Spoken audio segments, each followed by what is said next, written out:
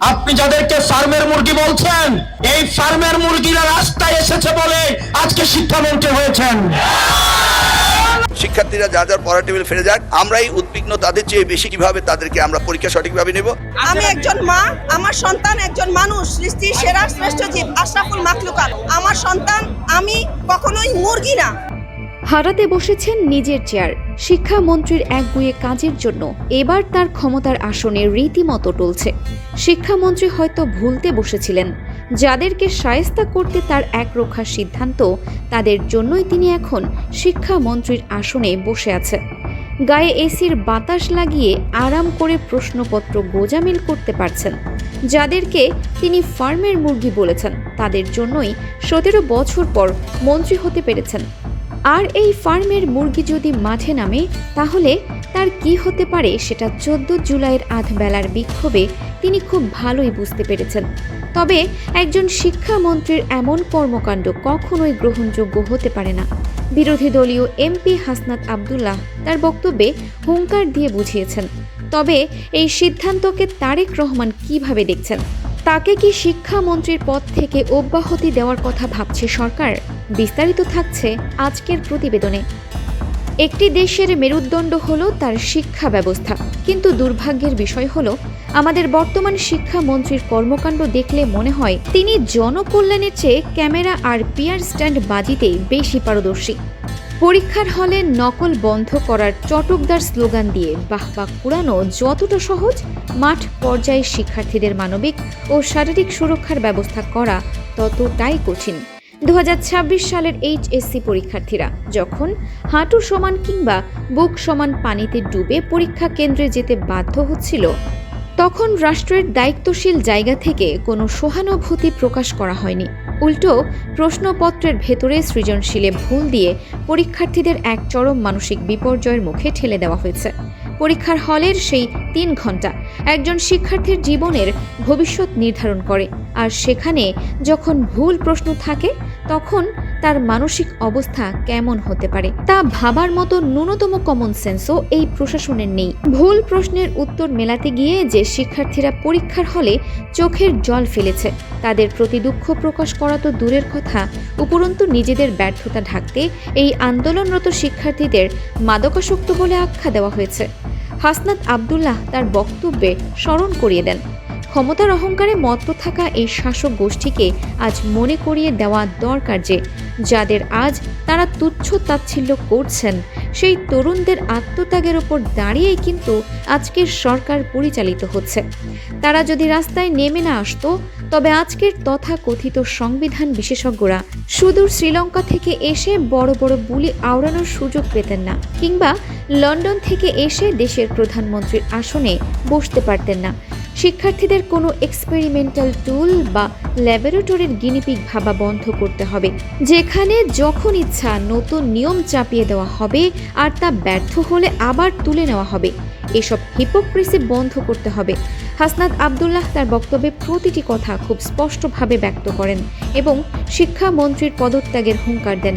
মূলত এই দ্বিমুখী নীতির মূল কারণ হল নীতি নির্ধারকদের নিজেদের সন্তানরা এই দেশের ভঙ্গুর শিক্ষা ব্যবস্থায় পড়াশোনা করে না, তারা থাকে বিদেশে সুরক্ষিত এবং নিরাপদ আশ্রয়ে। আর দেশের সাধারণ মানুষের সন্তানদের রাস্তায় রেখে নিজেদের নোংরা রাজনীতির গুটি হিসেবে ব্যবহার করা হচ্ছে।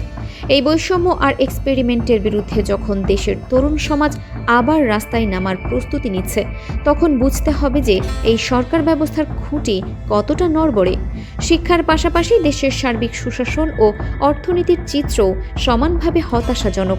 স্বরাষ্ট্রমন্ত্রী যখন সংসদে দাঁড়িয়ে দম্ভের সাথে বলেন যে সংবিধান সংস্কার কমিটি নাকি সংবিধানেই নেই, তখন সাধারণ মানুষের মনে প্রশ্ন জাগে, তবে 2026 সালের এই নির্বাচন কোন সংবিধান অনুযায়ী হচ্ছে? বর্তমান সরকারের নেতা মন্ত্রীদের তো সংবিধান অনুযায়ী সম্পূর্ণ ভিন্ন জায়গায় থাকার কথা ছিল, কিন্তু তারা আজ ক্ষমতার সর্বোচ্চ শিখরে। যে সংবিধানে সাধারণ মানুষের মৌলিক অধিকারের কথা বলা হয়েছে, তাকে বৃদ্ধাঙ্গুলি দেখিয়ে যখন জনগণের আকাঙ্ক্ষার পরিপন্থী অবস্থান নেওয়া হয়, তখন ক্ষমতার ভিত্তি নড়বড়ে হতে বাধ্য। এমনকি দেশের প্রাকৃতিক দুর্যোগের সময়েও সরকারের চরম উদাসীনতা প্রকাশ পেয়েছে। দেশের একটা বড় অংশ যখন টানা বন্যার কবলে পড়ে ত্রাণের জন্য হাহাকার করছে, তখন দায়িত্বপ্রাপ্ত মন্ত্রীরা হজ পালনের নামে বিদেশ ভ্রমণে ব্যস্ত থাকেন, আর নীতি নির্ধারকেরা দুর্গত এলাকার মানুষের দুঃখ দুর্দশা পাশে ঠেলে অন্য দেশের রাজনৈতিক সফরে যান। পার্বত্য অঞ্চলে যে সাধারণ মানুষ দেশের অর্থনীতিতে হাজার হাজার কোটি টাকা রাজস্ব দিচ্ছে, তাদের সংকটের সময়ে মাথাপিছু বরাদ্দ দেওয়া হচ্ছে নামমাত্র কয়েক টাকা। এই চরম বৈষম্য কোনোভাবেই ২৪-এর চেতনার সাথে মেলে না। বিপ্লব পরবর্তী বাংলাদেশে মানুষ যে গুণগত পরিবর্তনের স্বপ্ন দেখেছিল, তার সম্পূর্ণ বিপরীত এক চিত্র আজ দৃশ্যমান। ফ্যাসিবাদ বিদায় নিলেও ফ্যাসিবাদী ব্যবস্থা কিন্তু ঠিকই রয়ে গেছে। বর্তমান সরকারের কাছে সাবেক স্বৈরাচারের আমলাতন্ত্র, সচিবালয়, বিচার ব্যবস্থা এবং ব্যবসায়ী সিন্ডিকেট সবই বেশ পছন্দের মনে হচ্ছে। তাদের সমস্যা ছিল কেবল ওই একটি বিশেষ ব্যক্তির সাথে। ব্যবস্থার এই ধারাবাহিকতা সাধারণ মানুষকে চরম ক্ষুব্ধ করে তুলেছে। আজ সারা দেশে হাহাকার চললেও রাজনৈতিক ছত্রছায়ায় অবৈধ সংযোগ নিয়ে বড় বড় মিল ফ্যাক্টরি প্রতি বছর কোটি কোটি টাকার রাজস্ব ফাঁকি দিচ্ছে। ভূমিদস্যু ও মাফিয়া গ্রুপগুলো শত শত মাইল জমি অবৈধভাবে দখল করে নিচ্ছে, আর তাদের রক্ষা কবচ হিসেবে কাজ করছে কিছু চাটুকার ও মাফিয়া মিডিয়া সন্ত্রাস। এমনকি স্থানীয় পর্যায়েও চাঁদাবাজি এবং ক্ষমতার অপব্যবহার নতুন রূপ ধারণ করেছে। ফুটপাতের হকার, রিকশা চালক থেকে শুরু করে সাধারণ ক্ষুদ্র ব্যবসায়ীরা আজ ভালো নেই। প্রতিদিনের হাড় ভাঙা খাটুনির পর আয়ের একটা বড় অংশই চলে যাচ্ছে স্থানীয় বিভিন্ন রাজনৈতিক অঙ্গ সংগঠন ও নেতাদের পকেটে। এই চাঁদাবাজির সংস্কৃতির কোনো পরিবর্তন হয়নি, শুধু পকেটের মালিক বদলেছে। এই রাজনৈতিক অবক্ষয় ও মাফিয়াতন্ত্রের বেড়াজাল থেকে দেশকে মুক্ত করতে হলে এখন আর শুধু মুখের কথায় কাজ হবে না। মাঠ পর্যায়ের শাসন ব্যবস্থায় একদম রুট লেভেল থেকে সৎ, যোগ্য এবং তরুণ নেতৃত্বকে ক্ষমতায় বসাতে হবে। ক্ষমতার এই নোংরা সমীকরণ ও পারিবারিক সিন্ডিকেট ভাঙতেই আজ জাতীয় নাগরিক কমিটি, এনসিপির মতো প্ল্যাটফর্মগুলো সারা দেশের স্থানীয় সরকার নির্বাচনগুলোতে তরুণ ও শিক্ষিত সমাজকে এগিয়ে নেওয়ার উদ্যোগ নিচ্ছে। শুধু তাই নয়, পিরোজপুরের মতো ইউনিয়নে যখন ঢাকা বিশ্ববিদ্যালয়ের মেধাবী শিক্ষার্থী সাইফুল্লাহর মতো তরুণরা চেয়ারম্যান পদে দাঁড়ানোর সাহস দেখায়, তখন বোঝা যায় যে এদেশের ছাত্র সমাজ আর নিষ্ক্রিয় দর্শক হয়ে থাকবে না।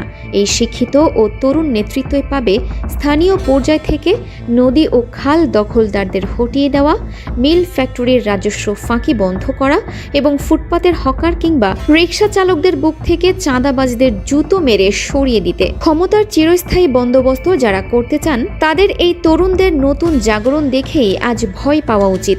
ইতিহাস আমাদের শেখায় যে জনগণের আকাঙ্ক্ষাকে পদদলিত করে কোনো শক্তিই চিরকাল টিকে থাকতে পারে না।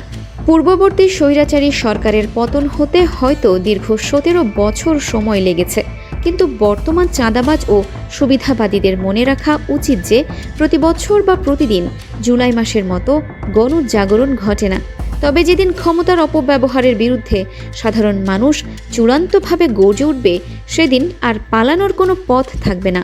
অতীতের শাসকেরা হয়তো কোনো প্রতিবেশী রাষ্ট্রে আশ্রয় খুঁজে পেয়েছে, কিন্তু বর্তমান শাসকদের মনে রাখতে হবে যে তাদের যাওয়ার কোনো বিকল্প জায়গা নেই।